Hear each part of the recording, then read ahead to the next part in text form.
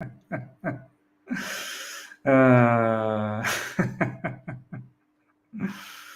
well, ladies and gentlemen, there's a lot of chatter in regards to Harry Kane. I don't want to build my expectation up for this. I really don't. I think this particular rumor is absolutely unnecessary. All right. Here we go, back again on the other side of the coin. All right, welcome back to the other side of the coin, ladies and gentlemen. Let's do a Chelsea news blitz once again, trying to keep up with all the latest in Chelsea news. But before we get into this Harry Kane situation, which is taking the crux of the situation at the moment, I want to start from here. Talk Sport, Simon Jordan. Do you know what I mean? Look, in recent time, I've been listening to Simon Jordan a lot. He's a very articulate human being. There's a lot of stuff that he says that makes total sense. Yeah, every now and then, some outrageous stuff, but he's a very, very smart individual. But this particular headline from TalkSport, Chelsea are destroying Frank Lampard's reputation, says Simon Jordan. At first, when I looked at that, I'm like, that don't sound like Simon Jordan. I've heard Simon Jordan recently. He actually doesn't rate Frank Lampard as a manager. So I was very keen to see what is this all about. So I went to this particular article, and that article, there was a video. So I thought, instead of reading the article, which is a transcript of the video anyway, I watched the video, and honestly speaking, nowhere does he for once even says that Chelsea are destroying Frank Lampard's reputation. And so I'm not really sure where this particular headline came from. Maybe this headline is, they know that by putting this particular headline, it's going to get a lot of clicks, and clicks they did get. Look at that, 214.4K views, 206 likes, 95 quote tweets. So that's huge. But basically, this particular video goes on to say everything that I've sort of known all this time, and many of you guys probably agreed as well. Simon Jordan's mentioned, Chelsea should have never selected Frank Lampard in the first place anyway. And Simon Jordan says that you've made a mistake, fine, with Graham Potter. Make the right decision now. Frank Lampard was never the right decision. And now even more so that Frank is on 5 out of 5 losing streak, make the change. If you're close to getting Pochettino, get him in now, because it gives him the opportunity to understand for the remaining parts of the season, remaining matches of the season, get a feel of what the situation is, get an understanding of who he wants to keep, who he wants to let go of, and you can kickstart the preseason up and running straight away, as opposed to being on assessment mode. Use this time to assess right now. Why allow the rot to continue, where potentially once the preseason starts, like, Pochettino will have his hands covered. So get a head start now and see what you can do. So look, yeah, I don't understand where the headline came from, but it is a misleading headline. But I just wanted to talk about that initially. Now, this is the headline story, ladies and gentlemen. This dropped yesterday late, and it goes something like this. Daniel Levy's attempts to stop Kane leaving for Manchester United are set to be complicated by Pochettino's imminent appointment by Chelsea. The arrival of Pochettino would complicate Spurs' attempts to keep Kane. Pochettino and Kane grew close at Spurs, and the Argentine would jump at the chance to work with Kane again. The chances of Levy selling to Chelsea appears remote, but it has not gone unnoticed at Spurs that Pochettino's return to the Premier League plays into Kane's hands. This is from Sammy Mogbill. Look, this particular rumor,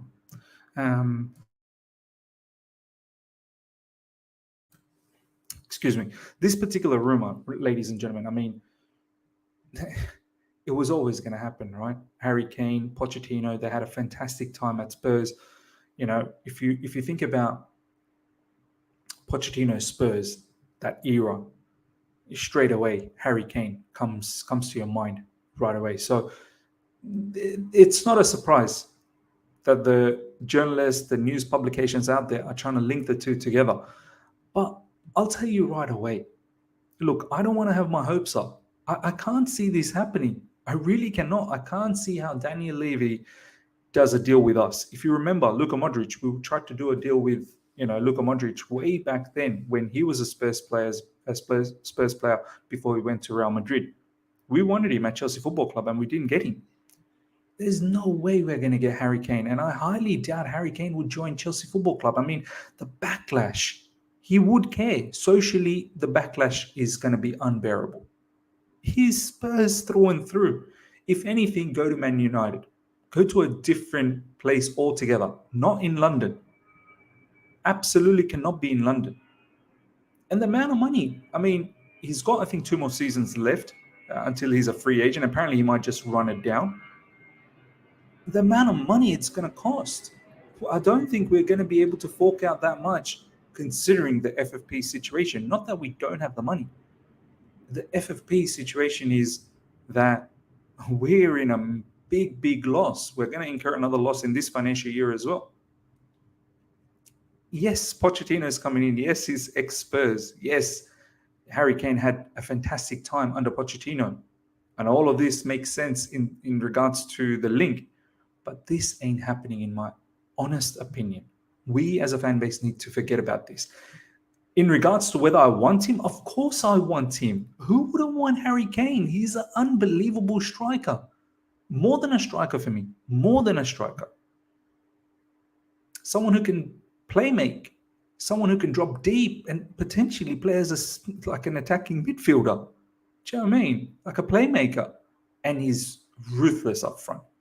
He will change the demographics of our the dimensions, the look of the setup of our team. He would change the complexion of our attack. There's no doubts about that. But look, this ain't happening in my personal opinion. So all of this stuff is a bit of a waste of time at the moment with all these, journalists trying to link this up. Tottenham are braced for a bid from Chelsea for Harry Kane. This is from Alex Crook. And Chelsea fans are really entertaining this. Look, the fact of the matter is we're in a mud at the moment. We're in massive mud. And we don't have time to entertain such thoughts right now. We've got crazy things to sort out by the time, Pochettino does get in, which seems like, start of June, which will be, start of next season or pre-season and this, that, the other. Pre-season, I think, starts from July, but Pochettino has his work cut out. Like there's some, I'm more interested about which players are going to leave. That's more interesting for me at the moment. Entertaining this thought right now is just unnecessary. Check this out. This is another news that has absolutely got me baffled, and further evidence as to how shambolic the way our football club has been run by the new owners this season. And all I can pray for is that they learn from it. Check this out. Chelsea have rehired physio Jose Calvarro, who left the club in September following a plea from players to bring him back. This is from Nizar Kinsella. Now, a lot of you guys may say, oh, this is Nizar. Do we really trust him? Well, he's rehired. So you're going to have to trust him. This situation, this is what I said. And this is what I've been saying all along. And I know a lot of you guys have been saying. The new owners came in and they pretty much sacked everyone. They needed to calm down. They needed to just check the situation, suss the situation out a little bit. Get a feel of the magnitude of the task they were getting involved in, and then make decisions slowly but carefully. Now look at them. It looks great. They're trying to rectify the situation, which is fantastic. Some will say, look, Miz, at least they're trying to learn. Fantastic. But why put yourself in this situation where players suffered? Now, finally, players get their say. This particular person comes back, and these things matter, man. This is why I remember there was an article in regards to Kovacic saying that one day he knew everyone at Chelsea Football Club, next day he knew no one. These things create, and they have an impact. They have an impact on players' mind. Mentally, it affects them when the entire club is full of new faces that they've never had any connection with. And look at this now. Chelsea have rehired physio Jose Calvarro, who left the club in September after a plea from the players. The players have been asking for this. I mean, you know, it just makes you think some of these injuries that has happened this season. Were the players comfortable with the new medical, staff? Chelsea have been forced into a climb down after rehiring a physio they sacked last year following a plea from the players to bring him back. Jose Calvarro left in September after more than 6 years at Stamford Bridge as part of an overhaul of backroom staff by new owners Tom Bowley and Clear Lake Capital. So I'm pretty certain some of these players probably connected at a personal level as well with Jose Calvarro, knowing that he understands their body, their physical shape and whatnot. And yeah, for this particular person to be sacked all of a sudden and someone new to come in, like I'd be hesitant. Like, this is why I never changed my doctors either. My doctor, my dentist, these are certain things you just don't change in life. You try and go to them on a regular because they understand you. They understand your body. So, as I said, further evidence as to why these owners, it's been a shambolic season, the way they've run it. And hopefully this is the biggest thing next season. More than anything else improving, I need the owners to improve. Breaking: Chelsea's owners are in talks with German giants Allianz about taking over as the club's shirt sponsor next season. So, look, I like Allianz, man. When Bayern Munich has that sponsor on their shirt, looks really, really nice. I don't mind this, but apparently, in order to get a bumper sponsorship, it's going to be a bit difficult because of our league situation, because of having no European football. And this particular comment here talks about this. Chelsea hope to agree a deal with a new sponsor within the next 6 weeks. The absence of European football from Stamford Bridge next season will hamper its ability to obtain a bumper price. So we could get this lucrative sponsorship with Allianz, but how much the sponsorship is going to be, that's going to be a bit of an issue. Had we had a better season, if we were in European positions, I think we would have got a massive bumper sponsorship. And this is going to pose an issue as well with FFP. Already we don't earn enough, and the fact that we can't maximize our sponsorships, it's going to be quite mad. But I'm glad that we're moving away from 3. 3 abandoned us in time of need last season, when there were sanctions, when there was all sorts of stuff happening with the ownership change. 3 left us. 3 left us. So I'm glad we're moving away from 3. I don't want anything to do with them. Mauricio Pochettino could receive Chelsea job offer by Saturday night as figures from the club plan to meet in LA to decide on the new coach. This is from Tom Roddy. So good news. The Times understands a meeting has been scheduled for Saturday in LA where they aim to reach a unanimous decision on the appointment before making a contractual offer. Look, to get this done. We need this particular manager in ASAP. Have proper feel-good feeling. Not this Frank Lampard stuff that we have going on right now. I know a lot are skeptical. I'm skeptical as well with Pochettino, but for me, he's got to work out. He has to work out. He must. You must. Do you know what I mean? As the Big Six would say.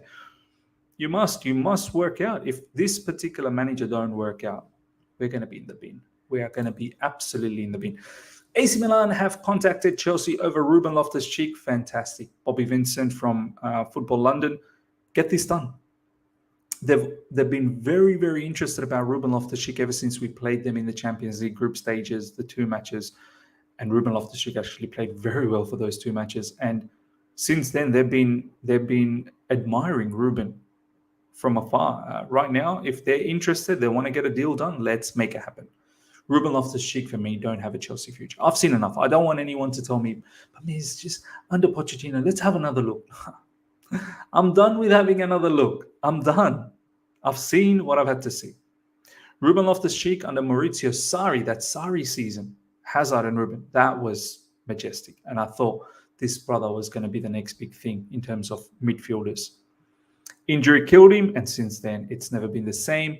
Yes, every now and then he's put on some performances here and there. He's now become a bit of a versatility, man, plug him in wherever. He's even played centre back at one stage last season. I remember in one of the cup competitions.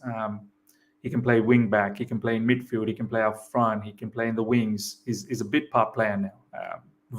Versatile player. Versatility is his strength now. So look, I need specialists. I don't need. Could he be a squad player? Of course, and I think he wouldn't mind being a squad player either. But let's cash in on him if we can. If AC Milan want him, let's move him on. Ruben Loftus-Cheek, I think, will appreciate Serie A as well. And he should think about rekindling his career. He shouldn't just think about just settling down on a squad role at Chelsea Football Club, who are going to be 15-16 this season. Last but not least, ladies and gentlemen, Jonathan David is expected to leave Lille this summer. He's attracting interest from Chelsea and a host of other clubs. He's rated at 65 million euros. Some of you guys have been talking about this particular player.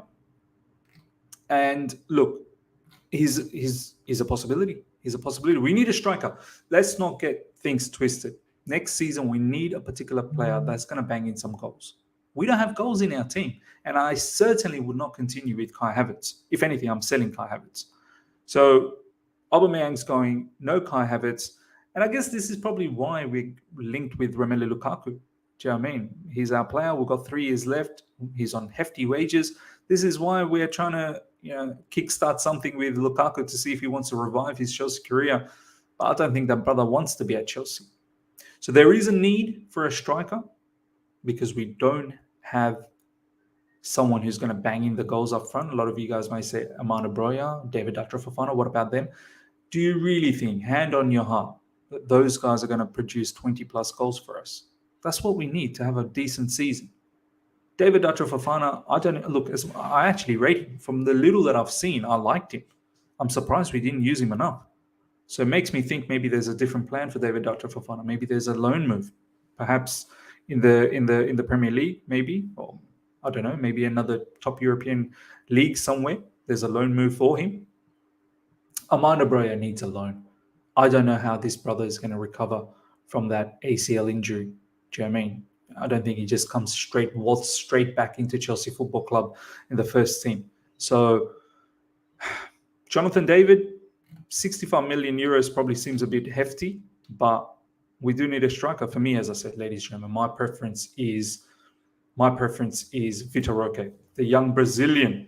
I think he would do sensational under Pochettino. Pochettino known for his development with young players. So why not? Why not go with a absolute superstar? And I think he's going to be the next big thing in Brazil. So that's just my thoughts on the striker situation. Ladies and gentlemen, let me know your comments, your feelings in regards to everything that we've talked about.